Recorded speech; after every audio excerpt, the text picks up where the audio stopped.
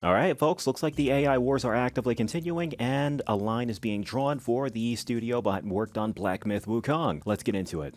Shoutouts to Polygon for the article. Before we get into this, though, I would politely ask that you guys like and subscribe if you are sick and tired of AI seeping into everything that you love. Here on this channel, I like to cover this stuff every single day, so if you guys are as sick and tired of AI as I am, be sure to stick around. The use of Gen AI in game development has become an increasingly contentious topic as more and more games use the technology in some way or another. I don't think any of these studios should be using them at all, but let's not get into that just yet. One studio pushing back against this trend, however, is Black Myth Wukong developer Game Science. The team recently stated that it will not be using AI to develop the sequel to the 2024 action RPG Black Myth Song Kui. Forgive me if I'm not pronouncing that correctly. Obviously, I'm not going to be able to ace that. And it's all because of Christopher Nolan. Of all people. Christopher Nolan. Taking to the Chinese social media platform Weibo, Weeaboo? I don't know. Black Myth series art director and Game Science co-founder Yan Qi responded to a fan question on whether AI could speed up Black Myth Song Kui's development. We'll steer clear of AI-generated content during the design and asset phases, Qi said, as translated by a user on Reset Era. Not outside of resistance, but simply to stand our ground until the very end. Qi uses the analogy of not needing to catch the last train to go somewhere. We can just stay at a small inn for a while. No rush. To further explain why Game Science does not feel the need to hop on the latest technology trend, Qi uses filmmaker Christopher Nolan as an example.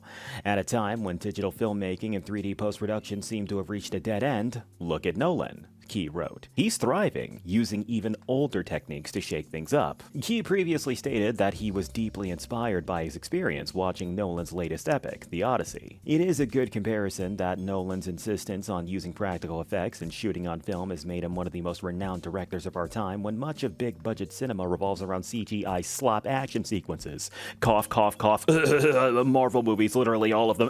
Audiences can tell when a piece of art was crafted by human hands, and it pays off. That's not the end of the article, but I do really want to get into what I want to say here, and what I have to say is, first of all, it's very good that the creators of Black Myth are stepping in to say, no, we are not using AI slop for our fantastic game series, because, after hearing what happened with Stellar Blade and seeing how the creator of Stellar Blade is trying to cope about it and make use of it for his next game, which is really unfortunate, this is a refresher for me, okay? And when it comes to audiences being able to appreciate when a piece of art was crafted by human hands and it's paying off, that is absolutely true. And I'm telling you right now, I've been saying it for weeks at this point, the authenticity market is coming. In fact, it's basically already here, and it just hasn't been properly tapped into or exploited yet. And if Christopher Nolan can get away with being a genuinely appreciated director for doing all of his work by hand without creating ugly Marvel Studios CGI hellscapes like those shitty Ant-Man movies, then surely the creator of Black Myth Wukong right here will be able to receive grand praise for making another Chinese mythology-inspired action game. So yeah, shoutouts to Yan Qi for drawing a line and holding it down. But yeah, that wraps up my thoughts. What are y'all's? Whatever it is, be sure to let me know in the comment section. But yeah, that's all for this one.